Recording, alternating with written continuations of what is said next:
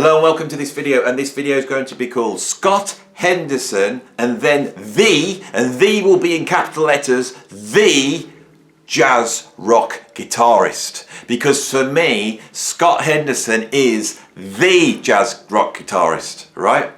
I think if I was stuck on a desert island, right? Much as I love Alan Holdsworth, much as I love John McLaughlin and all those guys, if I was just to be stuck on a desert island with the recordings of just one guitar player, I think it could well be Scott Henderson, right? I love his playing. I absolutely love his playing. But for me, he is the quintessential marriage between jazz, soul, funk, rock, metal. He puts it all together, right, in an incredible package, okay? And this guy's, for me, his vocabulary is so wide, right? He's an insane player, but he never sacrifices that just to show you a ton of chops, right? So in other words, I really love Scott Henderson, right? I've been trying to think of a way of covering him on this channel. How could I talk about him? And I thought, shall I do my top 10 favourite albums and all that type of thing? He's made a lot of albums in a lot of different contexts. And I haven't been able to come up with a list. But the fact that he hasn't been featured here is not evidence of me thinking of him being lower than the other guitarists. For me, he's one of my favourite jazz rock guitarist, and he just embodies what I love about jazz rock. Okay, so what I've done is I've just pulled out a range of albums from my collection. I've got a lot of Scott Henderson. I've pulled some out and I'm going to go through them and have a little bit of chat and tell you about them. So the first one I've pulled out is the first Chick Corea Electric Band album that came out in 1986. Chick Corea had been doing a lot of esoteric jazz throughout the 80s, a lot of stuff on ECM with string quartets, piano improvisation albums. Suddenly he comes back with this band, which is an attempt, I felt at the time, to come back with something equal to Return to Forever. And this album came out with a lot of a fanfare. I can remember there was a documentary on the radio here, and I can remember tuning in a whole hour of Chick Corea just talking about this band and this album. This was given the pop treatment. This was look at the cover, right? And look at Chick on the back. Look at him, decked out in all his 80s trendy gear. He's got the pink shoes on. He's got the bin bag, whatever that is he's wearing, pantaloon and jacket set. He's got the Yamaha KX5, so he can walk around playing it like a guitar, right? It looks all so cheesy, but this album's a masterpiece, right? It really is. This band featured Dave Weckl on drums, John Patitucci on bass, and Chick Corea on keyboards. And then you've got two guitarists on here. The late, great, incredible Carlos Rios, who plays guitar on Sidewalk, Cool Weasel Boogie and Electric City. And there's some incredible playing from that guy. He was such a great guy. But on one track, just one track, we have Scott Henderson, and he plays on King Cockchokes. That was the first time I ever heard him, and he kicks it out of the park. What is this? And what I heard was a guitarist that seemed to have that jazz vocabulary, an almost Holdsworthian approach to playing the guitar, but also this Albert Collinsy, Stevie Ray Vaughan, B.B. King blues, screaming blues, all put together and put together correctly. He never felt like he was just playing one and the other. He could slip between the two. An incredible liquid playing, incredible phrasing, incredible use of space. And that was the first time I heard him. At the same time, they brought out a video of them playing in Spain, and Scott Henderson was on that video. I think a lot of people saw that video, and they really associate Scott with the Chick Corea Electric Band. But in terms of recordings, it's just this one track. That's quite interesting to me, because that's the impact he had. Scott couldn't stick the sort of Scientology aspect of this band, and he jumped ship. And he jumps ship to his hero, right? His hero was Joe Zawinul. and he makes 2 albums. One is this, which is called The Immigrants. I think he may have made others, but these are the 2 I've got anyway. And he did this one, which is called Blackwater, I believe. Is that what it's called? I've forgotten. Where does it say? Yeah, Blackwater. Right. I love these albums. You know, Weather Report in the 80s. I loved Weather Report in the 80s, but you could feel them running out of steam. The last album, This wasn't that great. It's a good album, but it's not on par with Weather Report. And then they went their separate ways. And Zawinul then formed this thing called Weather Update with Steve Kahn on guitar. Then he forms this band called the Zawinul Syndicate. And this is basically where Weather Report would have gone if they'd kept going. This is some intense stuff. Now again, you know, Scott's guitar solos on these albums are few and far between. But when he does one, he absolutely burns, right? He really does. There's some incredible playing. I really love this period of Scott Henderson when he was doing this stuff. Absolutely brilliant. These are great albums, and I think the thing is that Scott Henderson's approach, it's a bit like Jimi Hendrix playing Joe Zawinul. And Joe Zawinul's an interesting musician because he didn't use guitar, right? So that sound, we don't associate the guitar sound with Zawinul. That's a certain sound world, but Scott has got that in his sound, and I think this is one of the things that makes him unique. So it's really interesting to hear him in this group, and when you listen to him play, he seems so at home within this band, within the musical world of Joe Zawinul, and you could hear the joy. Listening to interviews with him, there was certain moments where Zawinul, who could be a very abrupt taskmaster, would tell him what he wanted, and would criticise Scott Henderson for his use of the jazz vocabulary, because Zawinul was after, I think, probably the vocabulary of electric guitar, which is the blues, which is rock, because Zawinul was a genius and he knew what he was doing. These are great albums. Right.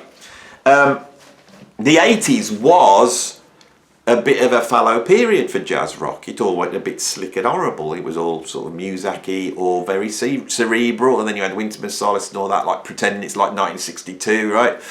And I was a big jazz rock fan, listening to all the 70s stuff in the 80s and searching around for something that had the same fire and bite as those 70s groups, but at the same time sounded like that period, that sounded contemporary. They were few and far between.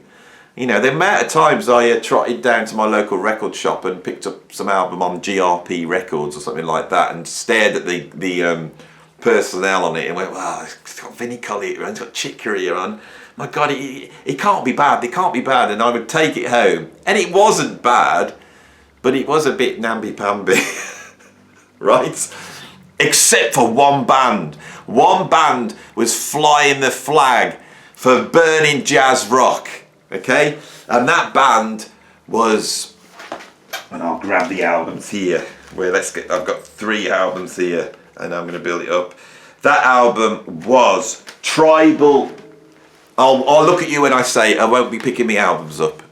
Right, I really believe this. Probably the greatest straight down the line jazz rock fusion band of the 1980s was Tribal Tech. Scott Henderson's band, which featured on here Gary Willis on bass, Scott Kinsey on keyboards, and Kurt Covington on drums. Eventually, the early albums have a different lineup, but that was the band I listened to. I pulled out 3 albums by Tribal Tech. I've got quite a few here, but I've just pulled out 3 that sort of represent something to me, and I'll try and explain what it represents, right? The first one I pulled out is the first Tribal Tech album I ever bought, and I was late to the party because I think this came out around about 1992, so I never actually got to them in the 80s. I bought this when it came out. Illicit, right? And there's a warning on the front. Warning: contains explicit melodies, suggestive harmony and graphic rhythms. I took this home. I thought, look at it. They ripped it open and it's got illicit. It says illicit on it. That's got to be some burning jazz rock. And I took this home and put the first track on, which is called The Big Wave. And oh my God, in came this insipid 80s Fusac. And I could feel my heart sink. And then suddenly, out of the speakers powered, this combination of heavy metal, funk, jazz, or Weather Report, Mavish Nuksha, just punched me in the face. I will never forget it. That track, The Big Wave, incredible. And then I was just taken on a journey of burning jazz rock. That was my introduction to tribal tech, and this is one of my favourite albums of all time. There's a couple of improvisations on here where they just sit in the studio and just play. There's bluesy stuff, there's funky stuff, and there's burning stuff. There's some incredible stuff on here. Right, so that was my first album. They followed that up, I don't know if it's straight away, with this album, which I think could well be my favourite. As much as I love that album, this could well be my favourite tribal tech album. And that is Reality Check. Reality Check is just, it's almost proggy in its approach. There's some epics on here. And they seem to just go bonkers. You know, it opens up with Stella by Starlight again. They're going down the jazz route, they're playing a jazz standard, and then it kicks into one of the heaviest jazz rock tracks of all time, Stella by Infrared High Particle Neutron Beam. This album just blows you away. There's some incredible Weather Report influenced tracks, there's some cool tracks, there's bluesy playing, there's jazz playing. This is incredible, and the whole band are on fire. Kurt Covington has got all the chops, can play anything, but he always sounds like he's at the limit of what he can play. He's just playing out of himself. It's so incredible. When you watch the videos, he's a big guy, right? And the sticks look tiny in his hands, and he is just pummeling away at the drums. Scott Kinsey is just one of the most imaginative, is that right? Keyboard players on the planet. He's doing some incredible stuff at the moment, and he's pushing the envelope. You know, I moaned about jazz musicians not pushing the envelope. Scott is pushing the envelope. Gary Rillis, one of the most important bass players in history, an absolute virtuoso. I think when we listen to all these sort of supersonic bass players that we have now, a lot of that is rooted in what Gary did on these albums. I think he upped the level, and of course Scott is off the charts. Do you get the feeling I like this guy? Right, the third album I've pulled out by Tribal Tech is one that the fans don't like so much. It never gets the love, and I absolutely love this. And this is this one, which is called Thick. This is more avant-garde. They're pushing the envelope. Nobody did that at this time. This contains like avant-garde. Sometimes it sounds free improvised, but sometimes I listen to it and go, is it free improvised? Or have these got very dense structures that they're playing through? This is a really incredible album. And so if you're new to Tribal Tech, those were the three albums I personally would say to go and check out. Right, I've got a few others here that I absolutely love. I'm going to take you back to 1987 and show you another classic jazz rock album from the 1980s. Remember, they're few and far between. Everything else was rubbish, right? And this is a real collector's item I'm about to show you now. And it is the album Players. There, I have it on CD. Look at that. This is going to be pretty rare, this is. This is a burning session. It features T. Lavitz on keyboards, the late T. Lavitz, Jeff Berlin on bass, Steve Smith on drums, and Scott Henderson on guitar. This is some burning 80s jazz rock. It really is, and Scott really plays on it. I love his playing because I do love, as time went on, Scott Henderson brought in more and more blues. Now I like it. And the albums like Dog Party and Tore Down House, where he really goes to sort of R&B approach, I absolutely love, and you need to check those albums out as well. Earlier on, he's got a little bit of a more of a Holdsworth sound, and I really do love that. And this is a really great example of that. This is a classic jazz rock album, and I've been wanting to mention this on this channel, and those who know their jazz rock will be going, yeah, and he's just held up Players. This is a classic, right? In the 90s, he formed one of the most virtuoso jazz rock bands in history. This album is terrifying, and it is called Vital Tectones. And it's Steve Smith on drums, the incredible Victor Wooten, another bass player that just took bass to another planet on bass, and Scott Henderson on guitar. This album is just bonkers, right? It really is. The virtuosity is off the scale, but it's burning, it's full of heart. The compositions are absolutely fantastic. I've taught jazz for many years, and I always play the students giant steps. I explain what's going on, and once the penny drops of what's going on giant steps, they can't quite believe that musicians can do that. We've got a track at sort of 270 BPM that is in effect changing key every 2 beats. You know, they can't believe that musicians can play that. Once they've got their head around that, then I always play them the version of giant steps on here, right? That version of giant steps. It is off the scale, right?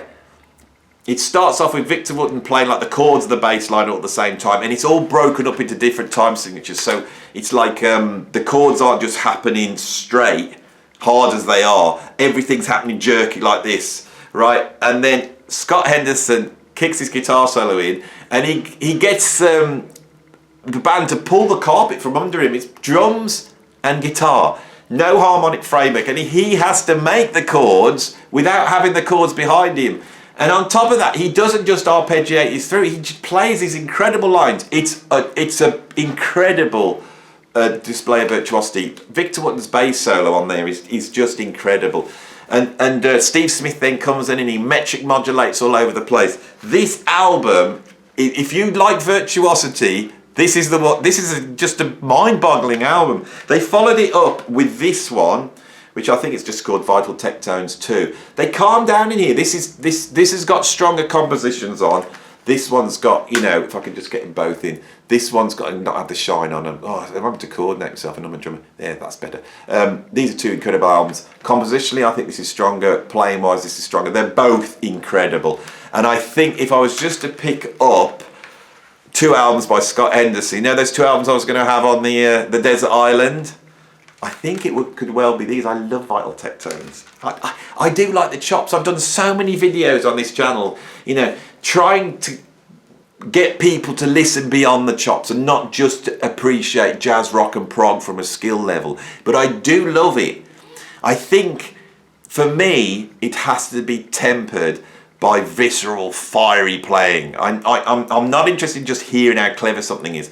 I want the virtuosity at the service of taking my head off. And Scott Henderson always takes my head off. So that's my video on Scott Henderson. I hope you enjoyed it. I've been dying to talk to you about Scott. I absolutely love him. I would love him to appear on this channel, and I have sent a couple of messages to him. And I'm going to send him this video. So Scott, if you're watching it, I love you. We all love you. You're one of the best jazz rock guitarists of all time in history. I've tried my best to, you know, and see how enthusiastic, I'm all fired up because I'm talking about Scott Henderson, so hopefully he sees that.